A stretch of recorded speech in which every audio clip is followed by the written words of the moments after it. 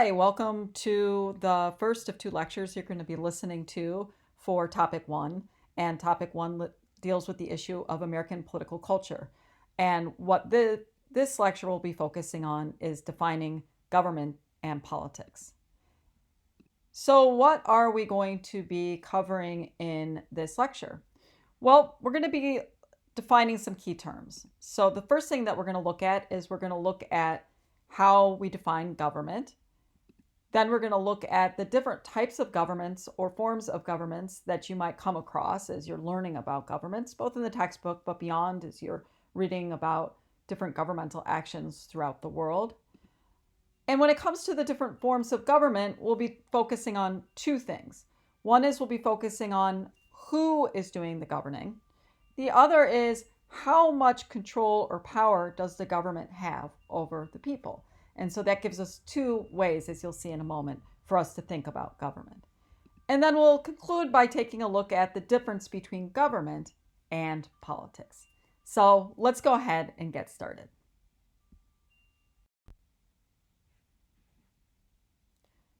So your textbook defines government as the institutions and procedures through which a territory and its people are ruled.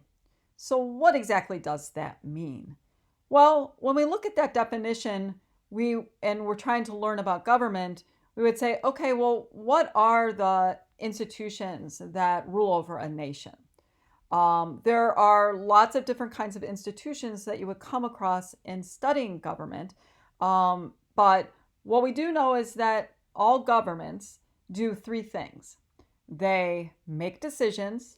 You have a lot of scarce resources in your country, and you have to make decisions about what you're going to do with those scarce resources, who's going to get it, who's not going to get it. You might make decisions about, hey, are we going to raise money? And if we raise that money through taxes, what are we going to spend that money on? And so we know that one thing that governments do is they make decisions. Another thing that they do is they take those decisions and they put those decisions into action. So that if you decide that we're going to raise taxes and spend them on those taxes on improving roads, well, you need to have some sort of institution that puts those decisions into action. And so in the United States, you might have the Department of Transportation, who basically gets money from the budget, and then they take that money and then they use it to improve the roads and the highways throughout the land. And then sometimes, another thing that happens in governments is that decisions are made, decisions are executed, but then there might be a dispute over whether or not those decisions are actually constitutional or legal. So one could say, hey, when it comes to raising taxes, you've raised them through an income tax. Well, is an income tax really constitutional? Or does the federal government have the power to do that? And so you would turn to an institution that would settle those disputes. Now, in the United States, we have three separate institutions that do those things. We have the legislature that makes decisions. We have the executive branch that puts those decisions into action. And then we have a judiciary that settles the disputes that arise over the legality and the constitutionality of law. But that you don't always have different institutions to do that. You could have one. You could have a king that makes decisions, that puts those decisions into action, and themselves decide whether or not they are legal. We can also have governments that are very large and rule over vast territories, like the territory in the United States. Or governments can be very small as well. And so just governments alone don't tell us about the size, the number of institutions, or really the way in which the people are ruled. But the definition is a definition that broadly covers many issues when it comes to government. Here are some pictures or images of government. There you have the United States House of Representatives. And so that's an institution that is a legislature, and they have very strict rules and procedures, as you're going to be learning about how they make the decisions or how they pass bills into law. Very large. here on the corner that this is another example of a government, and it is the Waukesha City Council.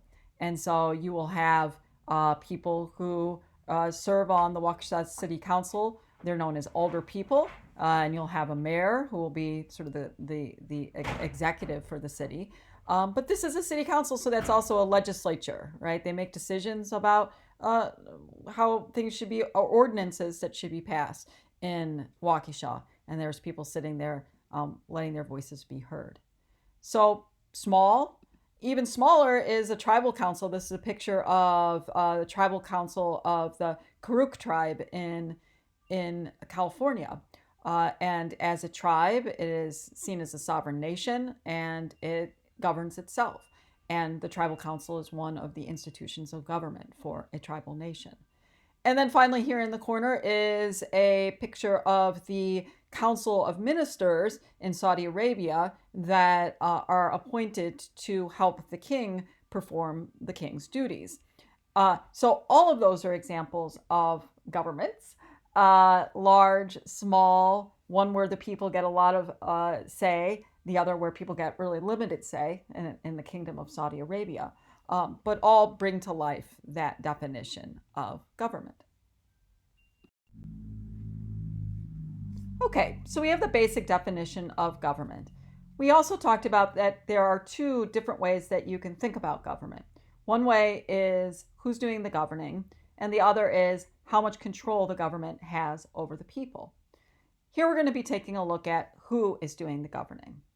So to get you thinking about the different words that are used for referring to different types or forms of government, I want you to keep a couple of things in mind. One is I want you to keep the Greek word kratos in mind. Kratos means, is defined or translated from Greek into who has the power or who rules.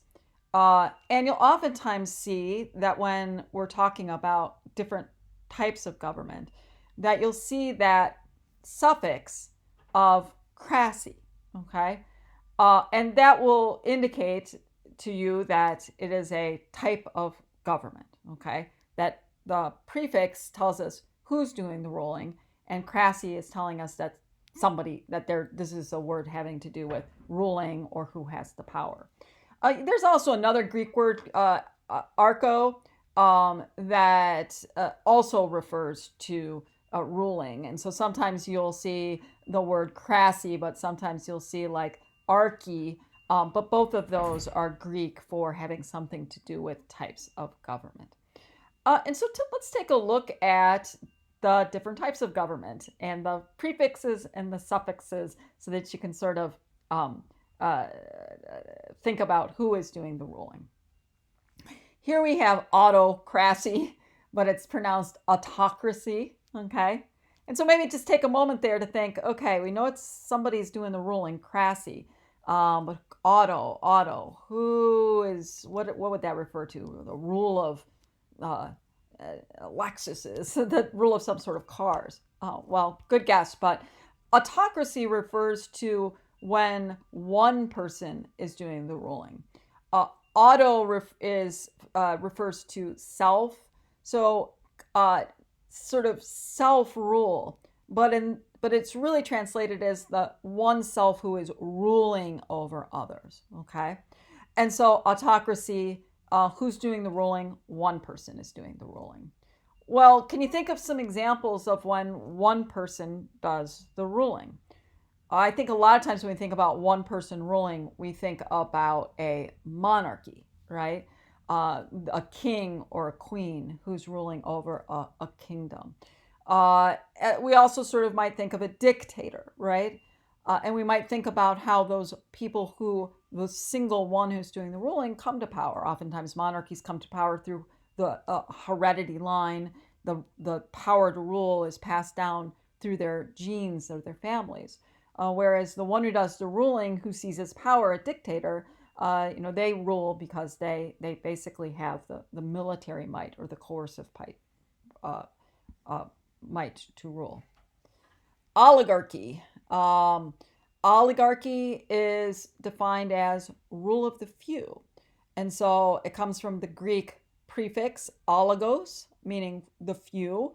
And so oligarchy is when just a few people are ruling over everybody else. That an oligarchy is defined as a small and privileged group, usually corrupt, that makes decisions that benefit themselves, the few, rather than the many. That doesn't mean oligarchy is kind of a negative view of rule of the few. The Greek philosophers talked about sort of a good form of rule of the few, so that while oligarchy is the rule of the few who are corrupt, then an aristocracy is when the enlightened or those who understand the principles of justice rule over others. And so within, just as we have within autocracy, dictatorship or monarchy, within oligarchy, we also have sort of different ways of thinking about rule of the few. A particular kind of oligarchy is what's known as plutocracy, rule of a planet that no longer exists, or does it exist now? I always lose track of that. Plutocracy, though, refers to rule of the wealthy, where the wealthy have, because of their wealth, have the power to rule over others. Theocracy, Theo, that's the name of my dog, rule of the puppy. That's what my house seems like these days. But Theo refers to theology. And so theocracy is the rule of religious leaders, where clerics, priests, or other religious leaders, they're the ones who make the decisions and execute the decisions for everybody else. We have several theocracies throughout the world. One was Saudi Arabia. You saw that on the slide.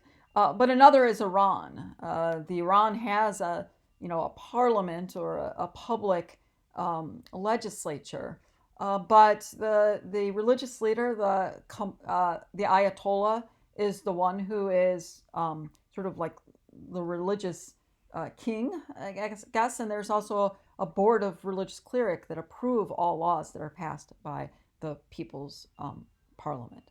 So theocracy. And democracy. A lot of people think that democracy refers to rule of the mob, but that's one way of defining it. But you usually think about demos as the people, the ordinary people doing the ruling, and the idea that the democracy, and we're going to be talking in the next lecture about the different kinds of democracies that we have. But democracy is where the political authority ultimately rests with the people.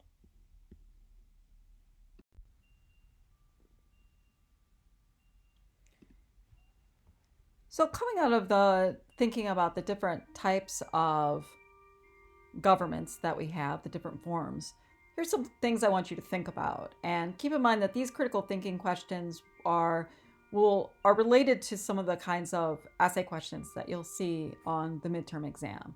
And so you might want to, when I have a critical thinking question, you might want to just take note of it, maybe mark down the time that it is on the video so that you can come back and review it as we prepare for our upcoming exams. And so one thing to think about is that, some political theorists, like the United States is a democracy, rule of the people. But recently, just because of the growing gap between the rich and the poor, and the way that our country seems to be like two Americas, the American of those who are wealthy and those who are not wealthy. You actually kind of see that play out with the pandemic, right? The people who are more likely to die from COVID are oftentimes those who are poorer, and those who survive are more wealthy. And so some political theorists have been arguing that the United States is really not a democracy anymore, but it's more of an oligarchy, in particular a plutocracy, rule of the wealthy, more so than a democracy. So what do you think about that argument? Can you think of some ways that, do you think that political power rests more in the hands of the wealthy than in the hands of other people in the United States? And can you think of maybe some examples of those with wealth and those who are wealthy influencing the leadership and politics in the United States?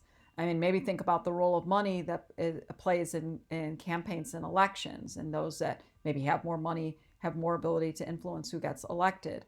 Maybe think about public policies as to relate to protecting certain industries or certain sort of wealth groups that they might have the money to lobby, and then they get a benefit from that. So, anyways, just spend a little bit of time sort of thinking critically about that claim that the United States is more of a plutocracy than a democracy. Another way of thinking about government is not who is doing the ruling, but how much power the government has when it comes to ruling over the people. And do they have absolute power? Is their power greatly limited, or is it somewhere in between? And so your textbook talks about the way we talk about governments as falling into these different categories of tons of power or very limited power. The type of government that has the most um, control over its people is known as a totalitarian government. Kind of as indicated by the word totalitarian government, it indicates that the government has the capacity and executes that capacity to have total control over its people. And so totalitarian governments recognize little to no limits on their political authority, and they oftentimes exercise complete domination over all aspects of life. Probably the best example, well, there's several examples of totalitarian governments. We sort of had a rise of totalitarianism in the world in the mid part of the 20th century. And so that the Nazis regime in Germany, the Soviet Union uh, under Stalin, and then China under Mao Zedong. Those are all sort of examples of totalitarian governments. Those governments can do whatever they want, but they don't just control the politics and the economics of the country, but they actually control the people as well. And so when you think about Nazi Germany, that in Nazi Germany, the government had control over the types of movies that people watched. They had a huge propaganda arm. They used radios in order to pipe in anti Semitic and pro German fatherland messages to the people. The textbooks were controlled in terms of the messages that were sent. And so, you really do, it's a good example of that. A totalitarian government is really trying to control all aspects of people's lives. We don't have a lot of examples of totalitarian governments anymore. Probably the closest is North Korea under the Kim dynasty, with the leader now, Kim Jong-un. And so that probably comes closest to this country that recognizes no limits and actually tries to assertively or proactively dominate people's lives. Today we have a lot more examples of authoritarian governments rather than of totalitarian governments. Authoritarian governments are different in that they technically have no limits on their power. However, they focus their control on certain key aspects of society. And usually that if you are not viewed as a threat to the government, okay, then the government's gonna look the other way or let you alone, right? And it does that sometimes. But if you're viewed as an enemy of the state, as somebody who's threatening the power of the government, well, then they'll bring down the mighty coercive power of the government on you or people like you, okay? And so good examples of authoritarian government today are the current Chinese government, no longer under Mao Zedong, but under the Chinese Communist Party. That in today's China, you kind of saw that with the democratic uprisings in Tiananmen Square in the 1980s. That here were students who were demanding democratic reforms, while the government crushed them and put those demanding for democratic reforms behind bars. But on the other hand, they opened up the economy. They kind of said, hey, we'll give you a good economy, but please don't be clamoring about democracy, right? So an authoritarian government sort of picks and chooses who it wants to crack down on, particularly when they see the force that's threatening them as detrimental to their continued power. Constitutional governments are the most limited forms of governments. They have power and they can use power. However, the power is formally limited by laws and, in particular, a constitution. Constitutional governments can and do control citizens, right? But they must do it in a way that is defined by law and by the Constitution. So, for example, law enforcement can arrest you.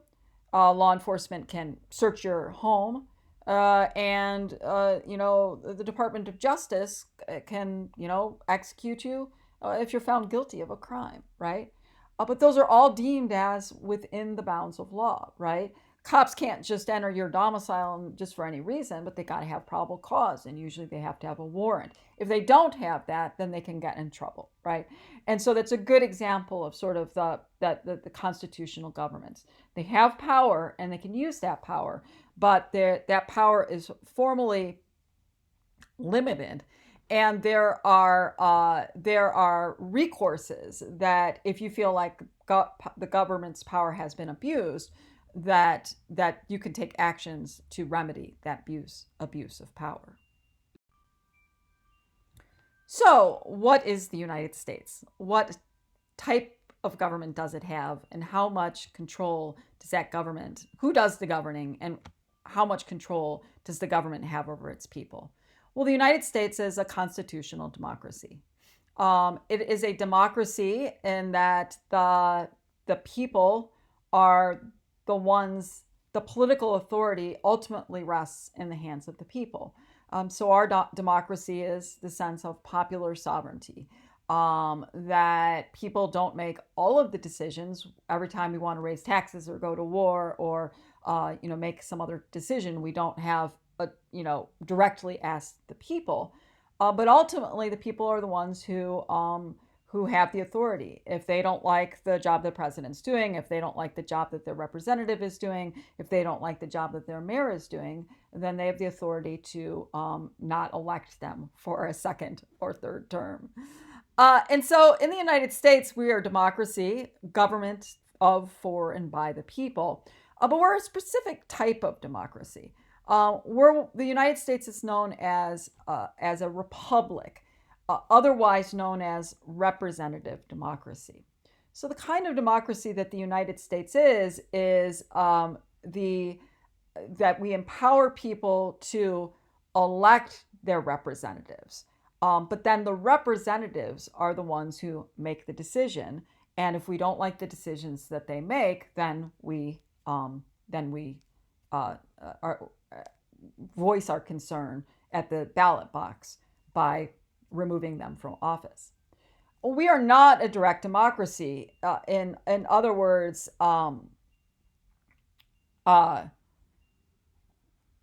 we do not oftentimes let people decide directly about what kind of policy is going to govern us. Oftentimes, a direct democracy is known as a true democracy because where people are making all of the decisions. But that's not the kind of democracy that we live in. That doesn't mean that we don't have some opportunities to directly voice or directly choose our policies. In some states like California and Washington, Oregon, Colorado, sometimes questions are put directly to the people through this thing called initiatives. And so you'll get enough signatures and you'll get an issue on the ballot, and then you'll ask the people directly, do you want to legalize the recreational use of marijuana? Do you want we've seen several states ask the people that question and enact the will of the people. That in California, they asked the people, do you want to get rid of affirmative action? And they said yes. Do you want to get rid of certain kinds of taxes? Yes. And so we even have some of those opportunities in Wisconsin. Usually it's sort of referendums. Do we want to raise taxes or get a bond in order to build a new school? But that we can, also have a say on amending our Constitution as well. So the United States is a republic. It's not a direct democracy, even though depending on what state you live in, you have more little tastes of direct democracy. The United States is also a constitutional government. All government in the United States is limited by the United States Constitution as well as federal and state law. And so if the government engages in an unlawful act, then there's a consequence that they can pay. They can be sued, and that the courts can tell them to, if you can find that they are engaging in an illegal action, and they could either hold those people responsible criminally, or they could say stop engaging in that action. So there's a consequence for violating the rule of law. That if law enforcement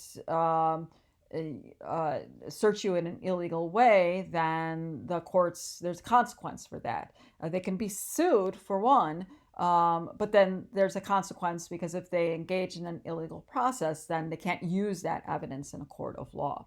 So in a constitutional government there's a constitution for violating the rule of law.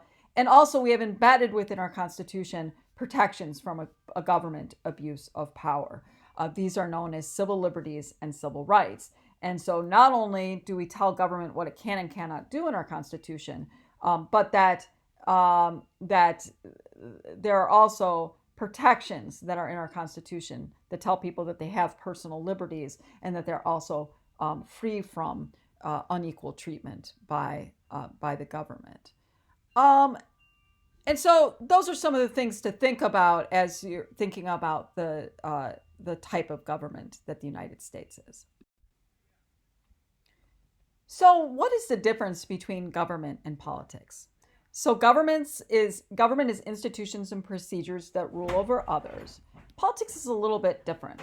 Politics is about power and persuasion and trying to influence who leads us, what the structure of our government is, and what policies the government adopts. So politics is defined as the conflict over the leadership, structure, and policies of government. Another way of thinking about that is that politics is the struggle to get power, to have enough power to influence who leads us and the types of policies that government enacts. And there's a lot of different ways that people try to get power to influence. One way that you get power is by getting enough people to vote for you, right? Or having a political party that promotes certain ideals or certain messages or certain policies, and then encouraging people to join your party and to vote for your party members. Another way of getting power to influence others is to protest, to get involved directly, to raise awareness about a particular issue. And in raising awareness, that you can maybe convince people that this is in fact a problem. We sort of see that with the Black Lives Matter movement in the United States, raising awareness about perceived police abuse of power, and then trying to get people to be aware of it and then maybe take action to do something. Politics is that struggle to influence who leads us and what our policies are. And political participation is the main way that people exercise this influence in our democracy. So let's take a look at some examples of political participation in closing. And here are just some images of people engaging in political participation. Probably the main way that you'll politically participate engage in politics is at the voting, at the ballot box, in your active voting. And so, the vast majority of people won't participate in a protest, or they won't, directly write letters to their representatives. They won't run for office, but they will vote. Okay. And so that's one way that you try to influence who leads us, because you're in control of who gets elected. But there is a vibrant tradition in the United States of what's known as direct action.